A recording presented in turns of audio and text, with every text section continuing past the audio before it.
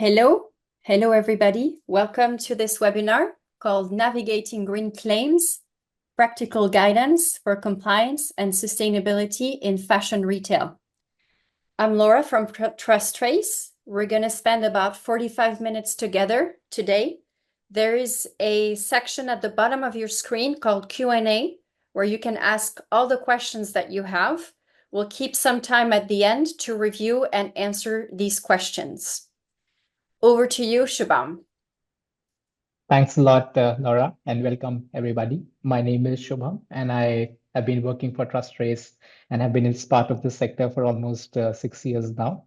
I currently look at implementing these traceability solutions, and I'm here to share more about the Green Claims Code. We'll go to the next slide, please.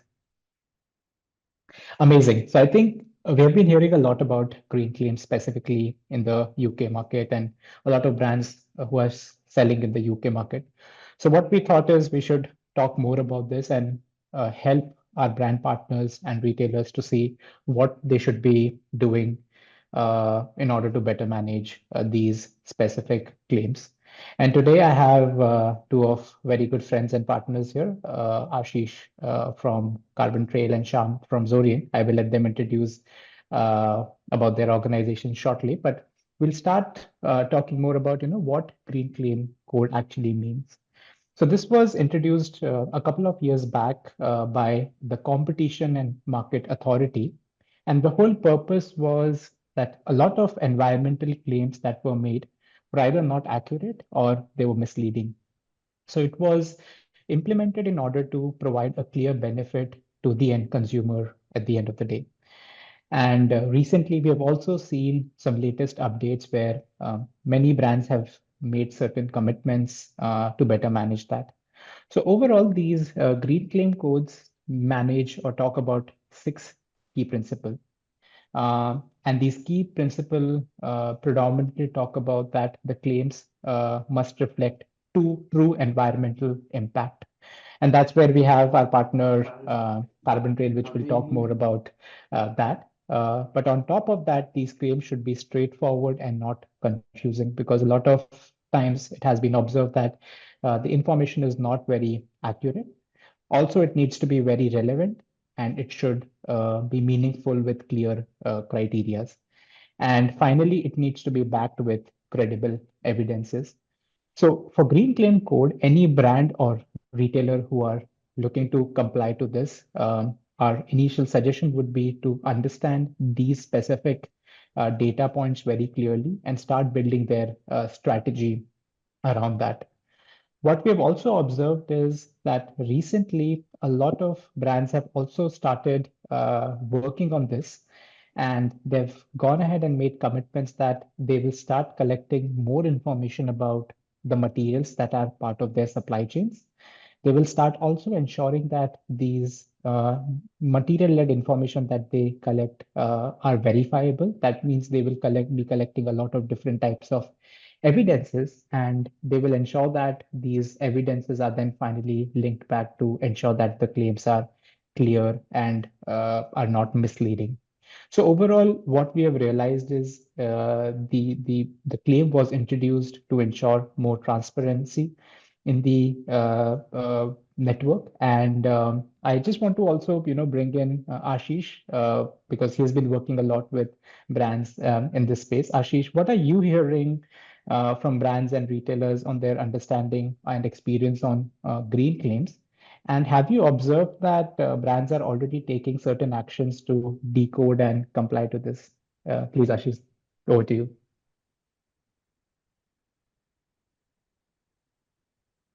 Ashish, you're on mute if you're speaking. Oh, sorry about that. Thanks for notifying. Yeah, hey Shubham, thanks for introducing, and really excited to be here. I think it's definitely a hot topic in the UK market. And the topic which you just introduced is right now pretty much like every brand's attention has been taken by this topic. What I am actually hearing from some of the sustainability heads of some of the brands is that they are actually taking down many of their sustainability related marketing claims at this moment till they figure this part out. which means they are going back to the drawing board, trying to figure out what all information, what all data points they need to gather before they can go back and start making any sustainability related claims. Of course, that means they need to do a lot of action, and that's what the brands are now kind of figuring out.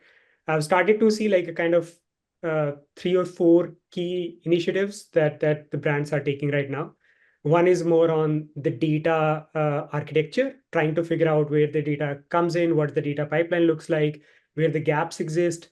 That's like the first big takeaway from like understanding what the gaps are, what information they need to collect. Second is going deep into the supply chain. We're trying to map out all the supply chain actors, trying to figure out where the material is coming from, who's my supplier, where my transportation is happening, do I have the data, how do I bring in like primary energy consumption of my factories. Then the third piece, when this information comes together, they are trying to then measure environment impact, but now going down to a product level, not only just related to carbon, but covering other indicators such as water, land use, biodiversity impacts. Because when you make a claim on any product, that has to be like comprehensive enough to cover the entire environment landscape. Finally, they are bringing all this information together with their IT teams, compliance team, and trying to figure out, do we have all the information ready? Can we take this to a consumer facing front via digital product passport? And how we bring in all this information from a consumer marketing perspective. Thanks a lot, Ashish, for sharing that, and that was really insightful. I think that really makes a lot of sense because from whatever we are hearing, it's a lot of effort, in order to bring so much data, with certain framework. And I think um, I've also been hearing that brands who are making some of these action needs to also very openly talk about this because recently we've been hearing a lot about green hushing, where brands are not talking about these initiatives and efforts that they're taking because they're scared and they feel, they might be called out by different organizations. But I think we've spoken to a few key people in the ecosystem, and everyone has encouraged that if, as a brand or a retailer, you are working on this project, I think you need to be very open in sharing what you're doing because the more openly you talk about it, there will be people to help you out and will start helping you further working on this dimension. We'll probably move to the next slide. I think now I want to, talk a bit more about each of the elements that are very critical, as part of the green claim codes and the information that we need to collect. So what we have learned so far from Green Claim Code is that there are 4 specific claims that are part of the larger umbrella of Green Claim. These 4 different claims, as shown in the screen, are the content claims, durability claims, resource saving claims, and circularity claims. And what you would observe that now for each of these claims, there are certain criteria that have already been defined. So for example, for green content claim, you need to ensure that 50% of the material are environmentally preferred. And not only that, but you need to ensure that these claims that you're making are verified by third-party certificates.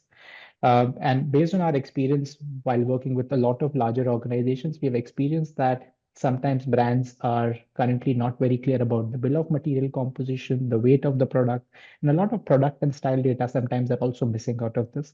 So I think a lot of brands currently need to start working on, ensuring that the master data they have in their PLM systems and some of their other systems are accurate. If not, they should start also working on that. But if I go into each of these specific claims, in resource claims, saving claims, you need to have detailed information that can be validated by auditors, that you're taking, right efforts in saving the resources. You need to have more information about the manufacturing process. Similarly, if you are having circularity claims, then you need to demonstrate that there is established recycling and reusability schemes, and then that has been implemented very well, and there are take back programs. Now, what happens is if you're not able to fulfill some of these things, but you're making these claims, there could be certain monetary penalties that can also come in. And it could be up to 10% of brands' global turnover. At the same time, there could be reputational impact, which will damage the trust in the consumer on the consumer side as well. So from what I'm seeing is that there is a lot of effort and significant transformation that is required in order to support this. I would now invite Sham from Xoriant, share his experience on how brands should approach and start this transformation, not only for green claims, because I believe that this work fundamentally will also help them meet a lot of future requirements. Over to you, Sham. Thanks, Shubham. Thank you so much, and glad to be part of this panel.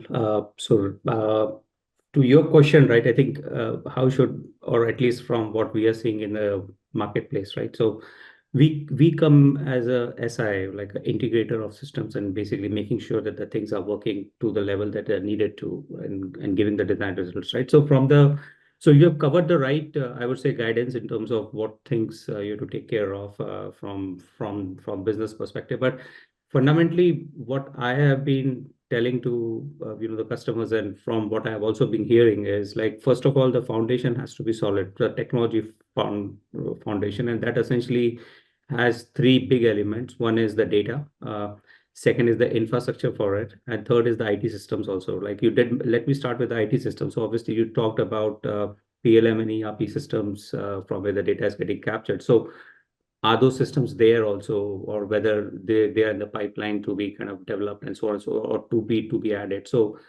essentially having the IT system, the infrastructure also, like is the infrastructure good enough to support the objectives of this, a modernization required, and so on and so forth. And same with data, right? Data, you alluded to about how the data is there and how it is structured, how it can be accessed, and so on and so forth. So fundamentally, the foundation piece plays a key part, and we need to understand the foundation. The technology foundation is what I've also been hearing a lot, and I've been speaking to a lot of clients about that. Thanks. Thanks a lot, Sham, for sharing that. And you really touched upon a very critical element, which is the data foundation. Probably we can move to the next slide, because I think that's where this joint approach that CarbonTrail, Xoriant, and TrusTrace are presenting and talking about is very, very significant, because I think individually each of us have the capability to help a brand or a retailer to solve one of these elements. With respect to the claims, for example, TrustTrace can help you with evidence collection around material, backing that with traceability. CarbonTrail will help you with the impact and footprint data, and Xoriant can bring value to you in ensuring that the foundation is very strong.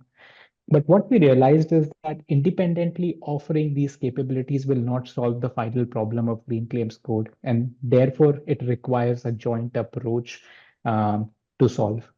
And that is one of the key reasons why three different players are now coming together and talking about this, because we've realized that for green claim code, maybe this information that you're sharing on your product and material is eventually going into your website, which is fundamentally managed by a PIM system. Or this data will also be used as a passport to ensure that you're ensuring and communicating the right thing.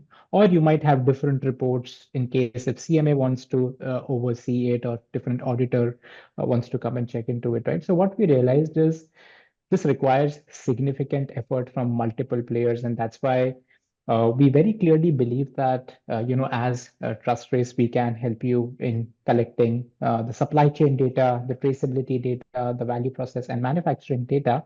But then we would definitely rely on CarbonTrail to help you calculate the impact, the footprint, so that you can start making better environmental claims. But in order for both TrustTrace and CarbonTrail to function better, you need to ensure that you have a solid foundation that Sham has been speaking about, which might mean that you need some significant work on PLM, ERP systems, because that's where some of the master data is. And maybe at the end of the day, all this data needs to be then further analyzed and consumed into different forms and shape. And that's where, again, Xoriant will be a very critical player. So what we believe is, in order to comply to green claims code, we cannot individually come and help you. It needs a joint approach. And that's why three organizations have agreed to collaborate on this initiative. I would now probably again, invite Ashish, to share his experience, because Ashish, impact and footprint is very, very critical as part of this. And I would say not just for the green claims, but also for many other regulations, right? Based on your experience and some of the brands that you're working with, how are they approaching the impact calculation more from a green claims code, but also from their larger strategy? Would be great to hear your insights on that, Ashish. Thanks, Shubham. This is like right now the meat of the topic for many of the fashion brands. And it all started from the corporate carbon footprint approach, where the companies are measuring through an annual report where they're talking about scope 1, scope 2, scope 3 emissions. And in fashion, if you go like scope 3, 90% of the emissions come from just products. And that's where like it started as a journey from a corporate footprint. Now it started to become more like a product. Do we understand where our products coming from? Do we understand the impact and the granularity of the impact so that we can understand the hotspots of emissions and we can like address accordingly? Because for a brand to think about decarbonization or building a strategy for science-based targets, they have to bring in all these elements together, go deep into the products, understand which are my biggest categories of emissions. So I'll give you some examples to make this more concrete. We are actually seeing the brands who are more successful in this are the ones who are like thinking ahead of the regulations, not tying this to like a particular green claims code or maybe like PEF that's coming up in the Europe or the AJAC in the France or maybe any other regulations in the market, but more tying it to like, hey, we have to decarbonize our supply chain. What are the best initiatives that we can take? And in that, what we have identified the best approach those successful brands have done is identifying our biggest categories of products. So this could be like a category in the apparel, could be a footwear, could be workwear, school dress, could be any kind of category where you are like dominant and where you see like biggest emissions could be coming from. And then going deep into that part and trying to figure out, do we have all the elements of the supply chain, right? So what we started to see is these brands, uh, it was important for them to get started at the right go, not waiting for like, oh, we will get entire system foundations set up and versus just like getting in action, saying we'll figure it out some of the problems on the time. For example, many of them didn't even have clear visibility in their like, tier 3 or tier 4 suppliers. They still started and say like, okay, we'll just go, we'll figure it out over time. Action is more important. Even if we have the visibility on tier 1, tier 2, we have the data to power our emissions, and then eventually we'll work with the right provider to add angle on traceability. Or even if let's say we are working with unstructured data in spreadsheet, that's okay. Let's start from there and then eventually build like the data pipelines in place. So that's what we have been seeing. But over to you in terms of like how they're like the elements of traceability and the data could come on the play. Amazing. Thanks a lot, Ashish, for that. I think two key critical takeaways. Have a larger strategy. Don't just do it for one specific thing, and then start taking actions. I think these are the two key things. Maybe now I'll, invite Sham to share more about this. But Sham, I think, we've all realized that in order to make this claim, or even as Ashish pointed out, that larger strategy, it needs to be very well backed up by a proper IT system or Exactly. that Yep. foundation, right? Yep. Based on Yep. your experience, Sham, while working with a lot of these larger enterprises, and you've worked in multi-sector space, how do you see that this collaboration that overall we will have will help brands in the larger transformation that we are trying to do? Thanks, Shubham. So yes, I see a perfect synergy here. I mean, essentially for two reasons, right? So we have a solution here. So essentially having traceability provided by you, Shubham, Ashish bringing in the CarbonTrail, bringing in impact and footprint, and Xoriant complementing both of these areas with the right IT framework to make it work, right? So that is one part. The second part is I've seen this a lot in kind of organizations where if there is a piecemeal approach, right, there is obviously a kind of challenge in, for the lack of better word, is like a single throat to choke. Like here we are going as a partner and it's an integrated solution which can essentially deliver the results. So it definitely is a right way, and this is the ask also by the customers with whomsoever I have talked to and I've worked with. From Xoriant perspective, right, as you and Ashish highlighted the respective points, obviously for a solution like this, right, there are 2 or 3 key areas. One is the integration, right? So essentially integration with enterprise systems, which is something has to be put in place, which is where Xoriant brings in its expertise, and I will talk about some of the solution elements also there. Second is the data operations, right? Essentially making sure that the data is structured in the right way and captured in the right way and taking it further, right? So essentially managing that whole data story has to be very solid.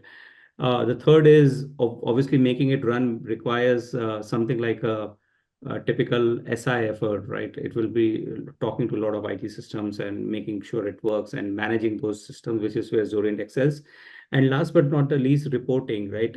So Xoriant brings experiences in regulatory reporting, which is what is important because we are talking about something serious here. So that experience is working in financial services, giving reporting solution definitely makes us also an able partner to this particular journey. So that's briefly how I wanted to summarize, like what is it is this approach the right approach? Yes, it is, and it definitely will be valued by the customers, as well as we have all the right building blocks to make it happen. Absolutely. And I think I love the point, Sham, that you said it's data interoperability. I think that's the critical thing because there are multiple systems that are talking. Every systems bring their specific element. You need a partner that can bring everything together. And I think Xoriant definitely will be a key actor to that. Moving to the next slide. I think we also wanted to spend some time on, talking through how this integrated framework or approach that we are bringing can work out for green claims code and also for, I think, the larger picture that we envision for our brand and retail partners. I think overall we have divided this journey into 7 steps. We see these 7 steps as the key steps before you are able to see result or you're able to do this at scale. I think it all starts with the first step, which is the landscape assessment. It is very, very important to do some of these assessments, and shortly I will invite Shyam to talk more about this. But what we have realized that is without understanding the current readiness, it will become very challenging to then approach or plan this out.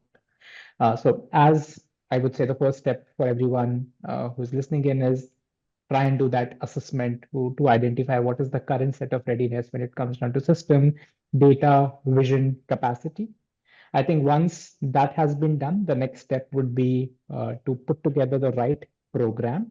As Ashish said, it was the larger carbon strategy, or if it is specific regulation, or whatever is that key starting point. I think having that clarity is very, very important because, again, with traceability, we have also seen traceability at product level, material level, mapping the supply chains. There are multiple things, but it's the right block that you put in which will help you look at the larger picture. Once I would say some of these initial thing on readiness and alignment is done, then the key important thing is integration and ensuring that the data available in the systems is flowing into multiple systems and we are able to get the journey started. And post the integration comes, I think, the most critical phase, which we will call it as a control launch, because we will ensure that there is a lot of focus that is put in terms of implementing traceability, in terms of implementing the impact programs, that you're able to find that value in that control setup. We take the learning out of it. And once you have that learning, once you have done that integration, I think then comes the next specific phase, which is scaling up this program and then ensuring that this program is in steady state. Based on whatever we have observed, these 7 steps could take anywhere between 8 to 12 months if you start the journey today. And it might also happen that at each of these steps, we might have sub steps, which could take you into a completely different dimension. So one of our recommendations would be start early, follow each of these steps to ensure that the maximum value can be identified. I will now probably, invite Ashish. So I think Ashish, let's step into, a brand's world and see um uh, like if they're ready, what would be your, I would say, key takeaways or your recommendation that once the brand is ready, what are the key steps that they should take in order to prepare for this, more from a impact and footprint side of the things? Thanks, Shubham. I think the main challenge for any brand or retailer is how they are currently storing the data themselves. So this is uh, a journey where a brand might be using systems like ERP or PLM, which you mentioned earlier. But I have still come across a lot of brands who are still managing data via spreadsheets. Even if some data lives in ERP, some data still is living outside of ERP in their emails and other platforms. So one of the main challenges, like one consolidating that data and understanding, like you do have all the information about the product, which covers material composition, product weight, going deep into the supply chain elements where the product was manufactured, who the tier one, tier two, tier three suppliers are, etc. So that kind of information. And then the second kind of challenge we see in this, once the data comes up, is the how unstructured the information could be. So, for example, let's say a material composition could read as 100% cotton. The other one could read as like cotton 100% or somewhere in between. That 100% could be missing in the text itself. So, how do you make sure that data is still cleaned up, used into the right format, and then what we bring in these capabilities of platforms like TrusTrace or CarbonTrail, where we know we can take this information, bring all the other elements in the supply chain from material location, who is the supplier, and other elements of like transportation, whether you're using air travel or ship transportation, what kind of logistics modes you have used, where is your final end product is going, etc., and then bringing them to an impact story. So it's all start from the messy world of the data, but then as brands kind of navigate the puzzle there, and I think then it starts to get more cleaner. But again, it's very important to start at the earliest and then over time refine these footprints. We have seen that the brands tend to get hesitate, or we don't have the perfect data. We may not have an ideal world where we'll have the perfect data. You start somewhere and then over time make the results get better as you get more and more quality data, and you get the data improvements over a period of time. Amazing, Ashish. I think that's really important, data quality and getting started. I think one of the other important area is alignment, multiple alignment that is needed between teams, budget, IT, and a lot of other things. I would probably now invite Shyam to share, any insight on how brands can better align for these large transformation programs. Shyam, any insights would be really helpful here. Sure. I think one of the foremost part is getting the data right. Like as I think Ashish had mentioned, and you also alluded to the like today, if I look at it from the IT standpoint or technology standpoint, right? Whether even you have the right data is a question mark. It's stored in the right way, so it's a question mark. Whether it can be of any use is a question mark, right? So that is one part which for which I think the most important element is this first step, the digital landscape assessment. I would say, in my personal opinion, I think this is one step that we or the brands have to, or brands take seriously. I mean, they have to take it seriously because the output may be varied, right? It may also suggest to them that, okay, we are not ready yet to get on the journey, which is also a fair outcome. I mean, it's always good to know what you not know. So it's better we do it. So essentially, but if the outcome comes right that okay, we have the data right, or we might need to modernize the data platform and align with to make it much more aligned with the objectives we are trying to drive. That can be the segue to this larger exercise. So I would say, to coming back to your question, this point number one is key, very, very important. And I think that then drives the further health of the things to align with the Green Claim Code initiative that we're trying to talk here. So that's my 2 cents here, Shivam. Amazing, Shyam. I think I think you touched upon a very important point is it might be possible that you realize you're not ready. And that's the biggest and the best realization, because if you commit to the journey or step 2, 3, 4, 5, it might happen that there's a lot of effort and resources put down, but the result is not something that the industry or the company is expecting, right? So very important point is focus on step number 1. Maybe I'll now probably pass it back to Laura, because we'll take a quick pause for any questions. Back to you, Laura. Sure. Yes, thank you so much. There's been a few questions already, so thank you for that. We'll start with the first question. Can you please elaborate a little bit more on differentiating between traceability data versus impact and footprint data? An example will help. Maybe I'll take a lead, Ashish, and then I'll pass it on to you. So I think very good question. We've been talking about a lot of data, and it is very important to understand what is the key difference. I think traceability, the way we define, is an approach to collect data from your supply chain. But fundamentally, the data that we are looking to collect as part of traceability is specific evidences, certificates, value process details related to a specific product or a purchase order, where it is then further interlinked with your factory, and you are able to have a clear sense on how that I would say overall supply chain structure is coming together. So traceability data will fundamentally give you more clarity on how your supply chains are structured, who are the key people, how these actors are engaging with that. I'll pass it to Ashish to talk more about impact and footprint data.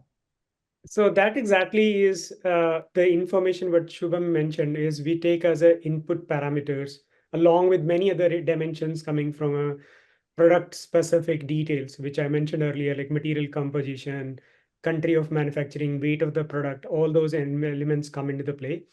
What is an impact data is finally a result is created based on what the impact of the product is on environment, and that covers multiple indicators.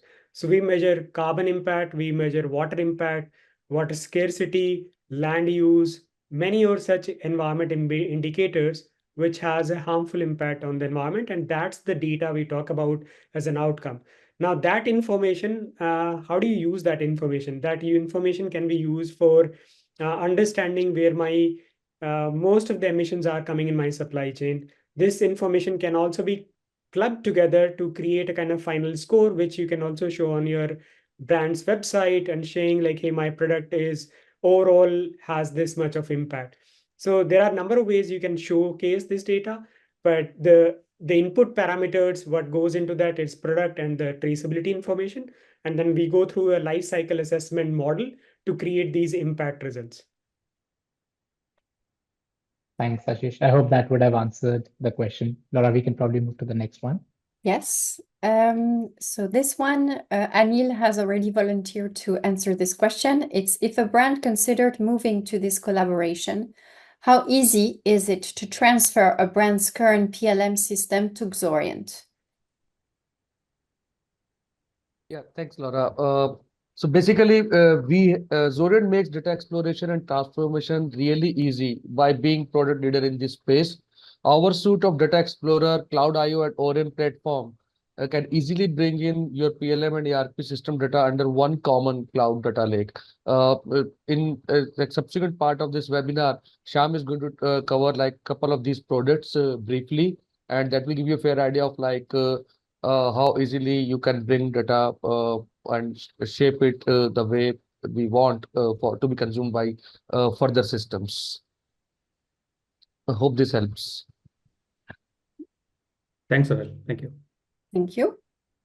We have one question. How does it convert to carbon footprint so that the brands know how much carbon emission they need to offset?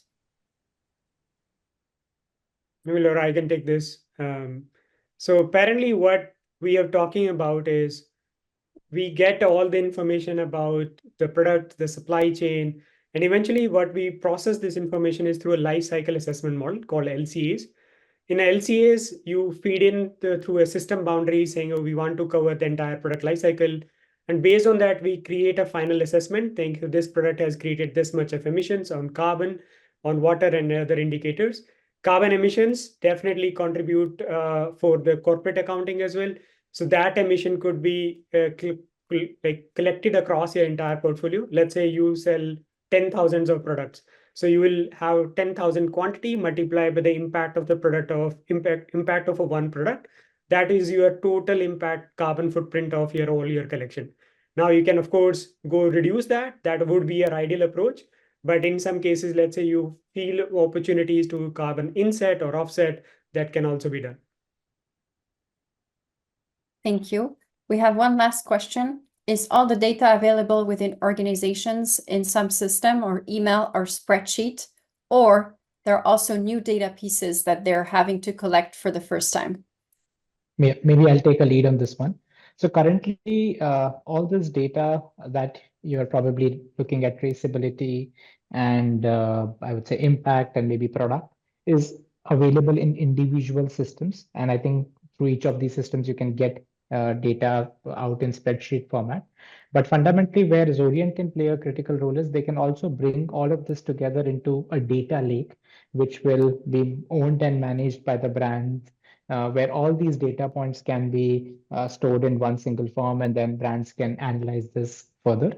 In case if there is any new data that needs to be collected as part of a regulation or new business requirement, then TrusTrace as a platform has the capability to configure some of new data fields, and I'm sure some of these configurations would also be available in other systems so that you can collect the new data points. But it might mean that there are some new data points that you're collecting for the first part as part of the green claims code as well. I just want to add to what Shubham is saying, just in the sake of totality, right? So yes, data can be consolidated and put in a data lake, but the question is more around also. I feel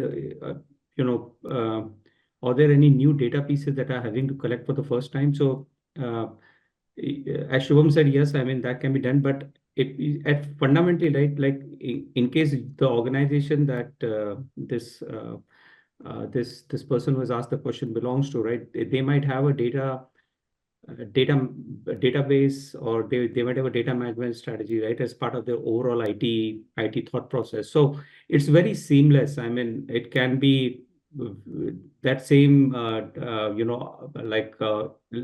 if it's more of a modern database that you already have or you are considering, the same can be integrated there and so on and so forth. So it's pretty seamless to make it happen.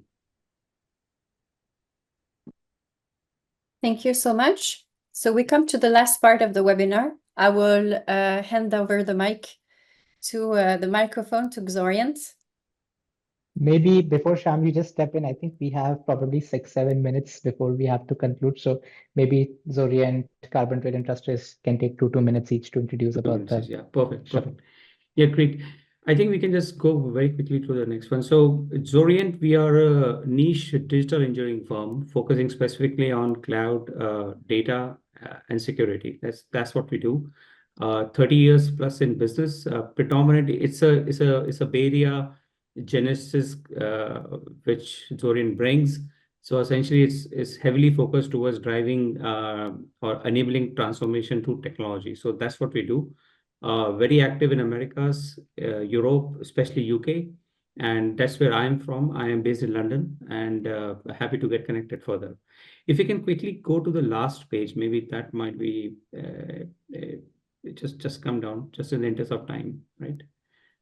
So yeah, so one key element. I mean, this page probably gives you an idea about what Xoriant brings to the table, right? And we have touched upon these pieces individually.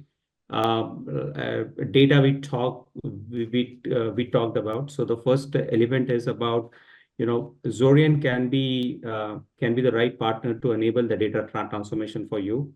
Right from building the trusted data foundation, modernizing the data ops, data management, all these elements can be covered, which is something that we do, as well as basic reporting and further into predictive, prescriptive area using AI, ML, and so on and so forth, right? So all these elements are covered. Fundamentally, this example that we wanted to talk about is about Roche, where we built a data model which essentially took data from multiple sources. And essentially, it also helped process the data, which means like data cleansing, massaging, transformation, and doing the reporting in Tableau for a workforce management solution, right? So this is something that is part of our data COE that we have. So this is the first part that I would just like to highlight, that from the data transformation perspective. The second is the reporting part, which I also mentioned the fact that we engage quite heavily in the financial services market space, where regulatory reporting is a very key element. So with Citi, we built an end-to-end solution for regulatory reporting, through which had a centralized user interface. It had all the features of an integrated regulatory reporting solution, right? For example, it had deployed active rules, workflows, process of orchestration, reports management. It also had drilled down and rolled up access to the traceability to the base contracts, right? Positions, balances, and so on and so forth. Also had the operational monitoring tools, control features, and also it was an integrated reporting solution, so which can churn out reports as and when required for the use by Fed, who are asking for these reports from these large banks. So this is a kind of a reg reporting solution that we developed for Citi. Third is the SI partnership. Now, SI partnerships can scan across, as I said, modernizing your infrastructure, running your infrastructure, developing new solutions, and so on and so forth. One solution that from the SI partnership, what Xoriant brings, that I wanted to highlight here, was something that we did with BSF. It's about creation of a solution to cater to their ambition to recycle lead acid batteries and reuse them again, right? So this whole solution enhanced the global connectivity of the stakeholders, be it car dealers, battery producers, logistic providers, allowing to reduce the inefficiencies and promoting responsible usage. So this is kind of a solution that we had developed, so which is a piecemeal solution to be developed for addressing the sustainability initiatives of BSF. Integrators and connectors. This is a very important element of what Xoriant brings to the table. We have a solution called Cloud.io, which was there in the previous slides, which we'll share with you. It's a low-code, no-code platform that drives integration at scale. So essentially integrating any legacy infrastructure with enterprise system, or enterprise system with another enterprise system. It's very seamless and can be created at scale. That's what has been used here with this particular grocery chain, to drive integration of multiple ERP systems to improve the accuracy levels of inventory management. So that's in brief. I just wanted to cover about Xoriant and how it can enable or the areas of experiences that we have can enable the transformation journey that is being driven here. So yeah, so that's all, Shubham. I mean, happy to hand it over to you, please. Awesome. Yes. Please, Go I ahead. think now we will invite Ashish to talk a bit more about CarbonTrail. All right, I'll try to be brief. So if you move to the next slide, please. Yeah, so quick introductions about CarbonTrail. We are an AI-powered sustainability platform for fashion and retail. We help companies accurately measure environment impact, which we have been talking about throughout the webinar. And we are backed by Microsoft and Accenture, serving offices, clients in different markets from US, Europe, and Asia. Work across the supply chain in the fashion industry, from brands, retailers, and manufacturers. So I'll go to the next slide to talk a little bit about what, when we're talking about what are these impacts. So this is what we do. We do life cycle assessments at scale. So when we do this at a scale, which means we're not talking about like one product, two product LCAs. We do like 5,000, 10,000 products covering your entire collection. For a retailer, this could be like 40, 50,000 styles. And we not only do this as per ISO standard, but also the other legislations that are coming in the European market. Could be EDIMI in the France market, could be PEF in the European standard. Also cover indicators beyond just carbon. Right? Some of the things we talked about: water consumption, microplastics, biodiversity. So these are the kind of areas we cover. If you can go to the next slide. These are like some of the things which we have in the deck. Of course, you will get it later, but something is more about like eco design. These are other legislation that are coming in the Europe about how do you build eco-design, sustainable design of the products. This is an area where we help like the designers, the sourcing teams in terms of identifying opportunities to make their products more sustainable. I'll move to the last slide, just in interest of time. Just the final piece is more about, one more slide down. Yeah, so eventually, how do we bring all this information together for a digital product passport? So if you can scan this QR code, you will take to a unique URL link where we bring information of the impact, which you see right at the bottom, but also bring in information that, let's say you work with a provider like TrusTrace, so we can bring in the traceability data of where the product has been manufactured in, and bringing in like other more information about the product, recyclability, microplastics, product certifications, all those elements also come into the play. So that's a brief about CarbonTrail, and of course, I'll hand over to Shubham to conclude. Thanks, Ashish. Probably we'll move and I'll quickly share about TrusTrace. So moving to the next slide. TrusTrace started back in 2016. We are one of the largest traceability providers in the world. We currently work with 60 fashion brands and retailers, and we almost work with 60,000 factories as part of our platform. Moving to the next slide. We work with some of the largest brands, and very happy to see that brands have started finding a lot of value. So companies like Adidas, Tapestry, Brooks, they've come out and spoken about their experience on how we have run some of these traceability programs and how we've supported them in this journey, and how now they're achieving some of the goals that they had taken up in 2019-20, and so I think more than happy to share this, and you can also go to our website where you can find more information about this. To the next slide, please. What TrusTrace is fundamentally trying to do is we're trying to help you collect primary data for all materials at various levels. This could be evidences, value process details, factory details, supplier details. All of this data can be interlinked. And finally, this primary data can then be further used to comply with global regulations, managing risk better, make claims with backed up evidences, and eventually improve your supply chains. To the next slide. In order to do that, we have a very detailed approach and 4 modules that will help you collect supplier information, do supply chain mapping, do shipment and product level traceability, and also collect material level information. All of this information, we have multiple workflows, which we have built together with a lot of our customers. And on a monthly basis, we are recording more than 5 million transactions on our platform at scale, which are then helping brands in different use cases in the market. And finally, to the next slide. We believe that whatever we learn, we want to also share with the industry. And in this journey for the last 3 years, every year we have been publishing playbooks, which talks about our work, our competitors' work. So it is more like collaboration that we are doing in the industry. So we have these 3 playbooks, which talks about why traceability, key trends, how it needs to be done, what is the practical approach, how you should build your teams, and then finally talking about how this data can be used for different use cases such as DPP. All of this is very detailed. So, I would like to just share this material. It's available on our website, and you can know more about this. So I think with that, probably I will conclude the TrusTrace introduction. Over to you, Laura. Yes, so we kept the best treat for the end.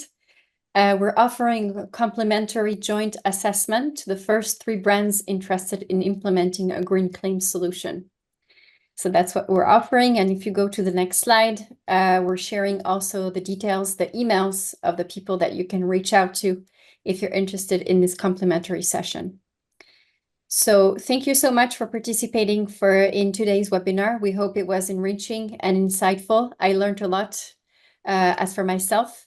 I wish you a great rest of the day, and we'll see you probably on one of our other events. Thank you and have a great day. Thanks a lot.